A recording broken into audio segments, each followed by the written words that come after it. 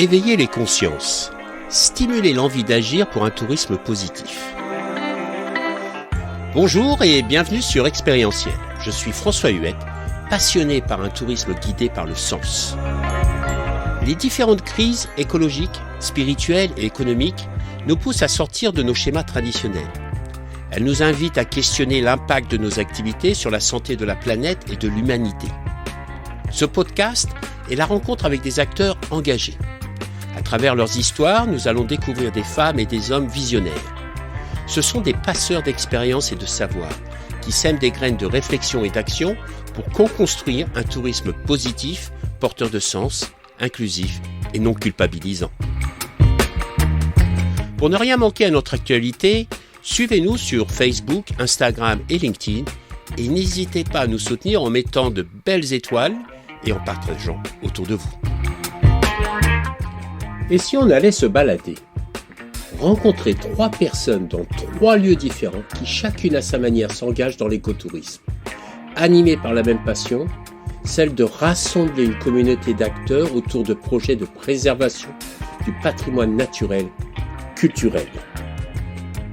Corse orientale, Tunisie, mais aussi sur les chemins de la Via Francigena qui part de Canterbury à Rome.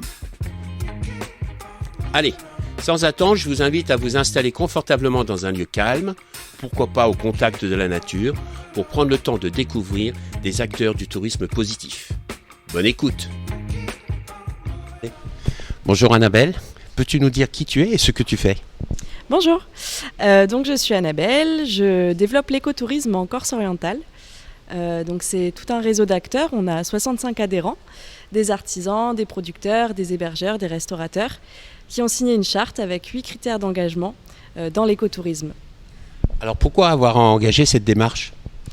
L'initiative du projet, c'était d'apporter au territoire un tourisme un peu plus qualitatif, qui puisse donc sensibiliser les voyageurs, les visiteurs, mais aussi profiter aux habitants locaux pour que le tourisme soit un peu plus respectueux de l'environnement et de la culture locale. Avec 65 acteurs, est-ce qu'on parle justement juste d'hôteliers, de restaurateurs, ou ça va beaucoup plus loin dans les secteurs d'activité ? Hôteliers, restaurateurs, on a aussi des guides, des artisans, des producteurs. C'est tout ce qui touche de près ou de loin à l'activité touristique. À partir du moment où un visiteur peut se rendre dans un établissement et rencontrer donc, un environnement, une culture locale, ça peut faire partie du réseau d'acteurs. Donc ça fait 2 ans que ça a commencé, c'est ça ?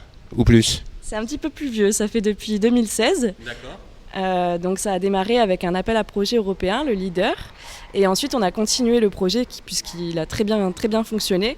Donc, on a répondu à un autre appel à projet, cette fois-ci régional avec l'ADEME, où on a pu avoir donc, des subventions pour continuer toute l'initiative de ce projet d'écotourisme. Alors, tu peux nous donner des cas concrets d'initiatives ? Alors oui, on a développé des éco-séjours qui sont donc des séjours immersifs pour rencontrer la culture et l'environnement local. Par exemple, donc, il y a plusieurs thèmes. Pour les aventuriers, pour les sportifs, pour ceux qui préfèrent plutôt avoir de la détente et du bien-être. Il y a aussi des séjours insolites pour les familles. Voilà, donc on a ciblé selon différents profils les séjours qui peuvent le mieux correspondre en fait, aux envies et aux besoins de chacun. Quels sont les grands apprentissages justement de développer un tel programme en travaillant avec tous ces acteurs ? Est-ce qu'il y a des synergies qui se mettent en place, de la coopération ? Est-ce qu'il y a du lien humain, de la solidarité ? Alors oui, tout à fait. Nous, on organise 2 fois par an des ateliers et des journées rencontres avec tous nos acteurs. Et en fait, on s'est aperçu surtout que nos acteurs, finalement, même s'ils habitent sur le même territoire, ne se connaissent pas forcément et n'ont pas forcément connaissance de toute l'offre qu'il y a sur le territoire. Donc, ils ont toutes de super initiatives, mais chacun un petit peu dans son coin.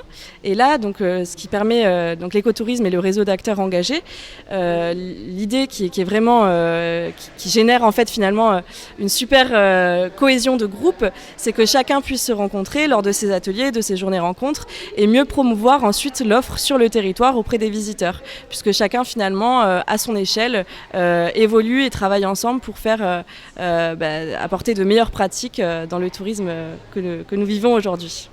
Et toi, quel impact ça a sur toi, justement, d'animer cette communauté ? Moi, j'ai l'impression d'avoir un métier qui a du sens.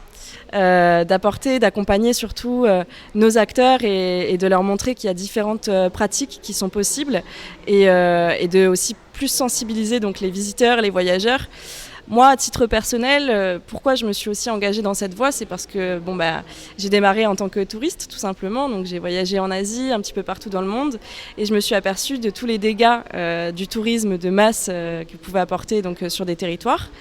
Et c'est à partir de là où je me suis dit, il va falloir faire quelque chose. Et donc, aujourd'hui, j'ai un métier qui a du sens et j'en suis ravie. Petite question entre nous, t'es corse ? Non, je ne suis pas corse. Installée depuis 2017, donc ça fait déjà 5 ans, ça passe vraiment très vite. Et j'ai démarré en tant qu'étudiante. Et ensuite, j'ai été embauchée à la suite de mon stage. Très bien. Qu'est-ce qui te touche le plus dans la culture corse ? Il y a des valeurs qui sont profondément humaines, qu'on retrouve moins finalement dans les grandes villes et sur le continent. Et c'est pour ça, je pense que je suis tombée un peu amoureuse de cette île et que finalement, j'y suis restée aussi longtemps. Je ne pensais pas du tout que j'allais rester aussi longtemps sur l'île. Donc c'est pour ça qu'on l'appelle l'île de beauté ? C'est parce qu'elle a toute cette beauté à offrir ? Cette beauté environnementale et aussi effectivement humaine, solidaire et culturelle qui fait qu'il y a énormément à explorer. Merci.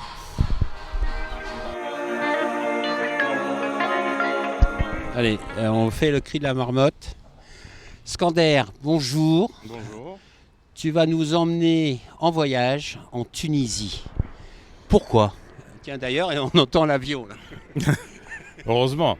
Donc il faut mieux venir en bateau, puisqu'on est des échos touristiques, donc il vaut mieux venir en bateau, c'est mieux. Mais sinon, le voyage en Tunisie qu'on est en train de préparer avec Eric, ça semble une petite idée qui est sympathique. Moi, je serais heureux de recevoir tout ce monde-là chez moi, des gens d'un certain niveau qui sont impliqués dans l'écotourisme. Et là, visiter un site écologique par excellence. Comme l'a dit toujours Eric, c'est le premier gîte écologique en Tunisie. Donc c'est montrer un peu les coutumes de la région, ce qu'on a essayé de faire de cette petite ville, qui est maintenant une destination phare, Zagon, avec ses montagnes, ses monuments, ses sites culturels, tous les partenaires qu'on a mis en place pour faire de l'écotourisme, c'est-à-dire nos partenaires en tyrolienne, nos partenaires en sport d'aventure, en kayak. C'est vrai que ça m'a fait beaucoup plaisir de ces jeunes, de les impliquer avec moi. Et c'est, comme on dit en Tunisie, pour le soleil, pour les plages, il ne faut pas bronzer idiot. Donc moi je dis, il faut venir dans un site pareil, il ne faut pas rester à ne rien faire, rester cloué comme ça, donc à manger des produits terroirs, oui c'est bien, voir les artisans, oui c'est bien, mais de faire des randonnées, de faire du sport de montagne, ça fait du bien pour tout le monde. Donc je pense que ce voyage, ça va être pour les gens qui ne connaissent pas la Tunisie, qui ne connaissent pas cette région de la Méditerranée, c'est vraiment à voir. Je pense que c'est intéressant de voir la Tunisie profonde. Ce n'est pas les hôtels, les buildings. Donc normalement, je suis sûr que les gens qui seront intéressés, qui vont venir, ils vont rester vraiment revenir avec une belle idée sur la Tunisie, sur ce que les Tunisiens, comment ils sont impliqués sur l'écotourisme, comment ils se donnent. On va avoir sûrement des partenaires, des associations dans le tourisme écologique. On va en parler avec eux. On va les inviter autour d'une table pour parler de tout ça. Donc c'est une expérience que j'espère que cette expérience se renouvellera une fois par an. Moi je serai avec vous si vous partez au Maroc ou en France, dans d'autres sites en France. Ça m'engage à venir voir d'autres expériences et apprendre d'autres expériences et de voir un peu les gens comment ils pensent de l'écotourisme au bassin méditerranéen. Alors dans les expériences que tu proposes, tu m'as parlé de cette femme de 92 ans. Tu peux raconter son histoire ? Oui, voilà, Madame Nejma, c'est une berbère.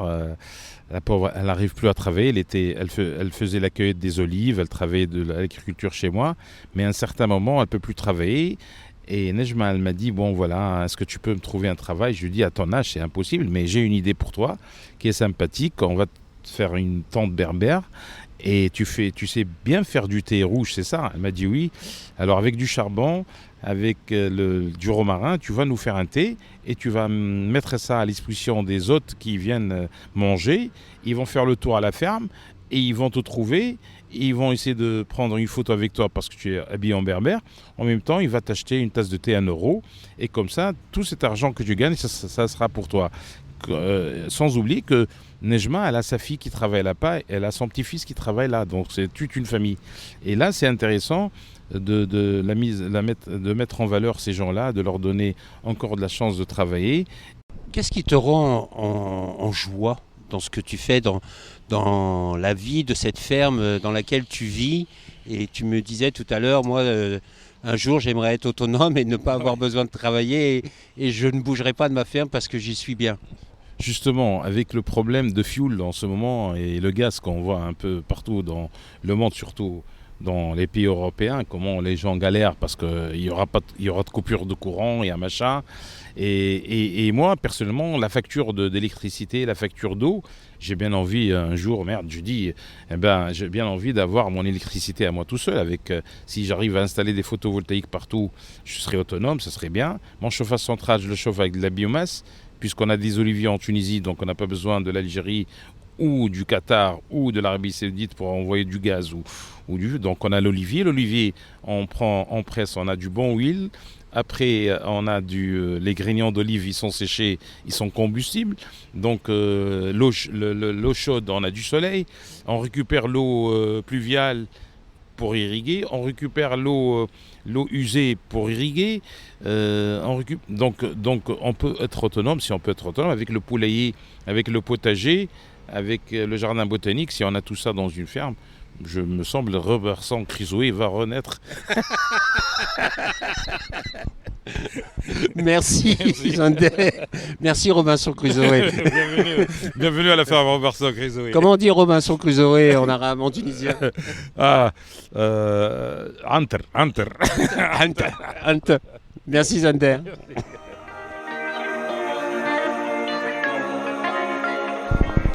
Bonjour Jacques. Tu peux nous dire qui tu es et ce que tu fais? Bonjour, donc je m'appelle Jacques, je travaille donc pour l'Association européenne des chemins de la Via Francigena. C'est un itinéraire culturel du Conseil de l'Europe et moi ma mission au sein de l'association c'est donc le développement de la section française et suisse de cet itinéraire qui va de Canterbury jusqu'à Rome. Tu peux nous en dire un peu plus de cet itinéraire? J'y arriverai pas à le dire. Hein. Tu peux nous en dire un peu plus là-dessus? Donc c'est un itinéraire culturel du Conseil de l'Europe, donc c'est une reconnaissance par le Conseil de l'Europe qu'on a obtenue en 1994 et qui s'adresse à tout le monde. Donc c'est un chemin qui fait 3200 km et les gens peuvent le pratiquer à pied, en vélo, pour plusieurs jours, de semaines, des mois. Donc nous on est en charge vraiment de l'organisation, la structuration aussi du chemin avec différents partenaires. Et voilà, donc c'est un chemin historique aussi, qui reprend une voie romaine qui existe là depuis l'Antiquité. Et puis le document plus ancien qu'on ait aujourd'hui, c'est 990, Sigéric, qui était archevêque de Canterbury, qui allait jusqu'à Rome. Et donc c'est sur son chemin de retour, il a écrit toutes ces étapes. Et donc c'est le document qui nous reste pour l'itinéraire. C'est pour ça qu'il commence à Canterbury. D'accord. Alors comment ça fonctionne exactement? Par exemple, si moi je veux faire une partie de ce chemin, comment je fais? Je fais des recherches? Comment ça se passe? Alors on a développé un site internet et aussi une application. Donc vous pouvez télécharger l'application sur Android ou sur iPhone. Et vous pouvez retrouver le tracé. Donc vous allez exactement le nombre de kilomètres, les étapes. Et aussi on a une liste des hébergeurs. Donc vous pourrez prévoir vos étapes en avance, pour des étapes de 15, 20, 30 km, après en fonction de ce que vous souhaitez faire. Et ensuite, il suffit de vous rendre à un point de départ, en train, en avion, d'où vous venez. Et ensuite parcourir, en fonction du temps que vous avez, 1 semaine, 2 semaines, le tracé, le tronçon que vous voulez faire. Alors si je veux faire le chemin entièrement, ça me prend combien de temps? Alors de Canterbury à Rome, donc ça c'est 2200 km, ça fait environ 3 mois et on a développé une extension au sud qui reprend un autre chemin historique qui va donc de Rome jusqu'à Jérusalem. Donc nous on s'arrête en Italie, donc jusque dans les Pouilles, donc c'est 1000 km en plus, donc jusqu'à Santa Maria di Leuca. Donc cette extension ça fait environ 1 mois, donc il faut compter 4 mois pour le tout. Et comment tu arrives à rassembler justement des acteurs sur tout cet itinéraire? Est-ce qu'ils partagent tous des mêmes valeurs? Comment ça se passe? Alors notre association, la particularité, c'est que c'est une association de collectivités territoriales. Donc les seuls membres, c'est les communes, départements, régions. Donc ça, c'est le premier échelon, et c'est vrai que d'un point de vue structurel, c'est important d'avoir les politiques aussi qui soient là pour mettre en acte, on va dire, un développement stratégique pour l'aménagement, le balisage, etc. Et après, on a plein d'acteurs aussi sur le terrain, associatifs ou même des bénévoles ou les hébergeurs qui sont là. Et donc donc à partir des communautés, des collectivités territoriales, on travaille vraiment et on a des beaux résultats parce qu'on a beaucoup sont vraiment embarqués dans cette dynamique. Et voilà. C'est une sacrée communauté à animer, non ? Ça doit être du boulot, surtout qu'il doit y avoir peut-être des moments, des opinions différentes, des avis divergents. Ça se passe bien ? Alors c'est vrai que la randonnée et la pratique de la Via Francigena, c'est souvent une activité qui rassemble. Donc on n'a pas beaucoup de divergences, il y a même des fois une sorte de concurrence à la collectivité qui veut faire mieux que l'autre, mais sans animosité. C'est vraiment en paix, en tranquillité qu'on avance et vers le même objectif. Là actuellement on est plus de 217 collectivités territoriales, donc entre l'Angleterre, la France, la Suisse et l'Italie. Donc l'Italie a bien commencé avant, nous on est à peu près 41 en France collectivités. Et oui, donc on va tous dans le bon sens et on a même une collectivité en France, une communauté de communes qui a organisé des ateliers participatifs pour inviter tous les acteurs du tourisme, des élus et puis des techniciens du département pour réfléchir ensemble à comment construire la Via Francigena de demain. Donc il y a des initiatives locales aussi qui sont à saluer de la part des collectivités qui s'emparent vraiment du sujet. Toi, au niveau personnel, quel impact ça a sur toi, cette activité ? Alors moi je suis passionné par la culture, par la randonnée, marcher, être à l'extérieur et puis pouvoir rencontrer aussi plein de gens qui sont motivés. En fait c'est ça, c'est la passion, c'est rencontrer des gens motivés, partager un peu ce qui nous anime. Et donc ce qui m'anime c'est la marche, la nature, la culture et donc pouvoir rencontrer toutes ces personnes-là, mettre en place des projets ensemble, que ce soit des événements ou bien des concerts, des marches, des randonnées, tout ça pour mettre en valeur finalement l'interculturalité, le développement qu'il peut y avoir aussi, découvrir la ruralité, des endroits qui sont parfois méconnus et qui valent vraiment le détour. Donc voilà, tous ces projets. Super, merci beaucoup. Merci. Voilà, c'est la fin de notre voyage du jour. J'espère que vous avez vraiment passé un agréable moment en notre compagnie et que nous avons pu semer des graines d'inspiration et d'action. Surtout n'oubliez pas, le tourisme de demain, c'est maintenant qu'on le construit et ensemble. C'est un tourisme qui est guidé par le sens, l'expérience et en lien avec nos territoires.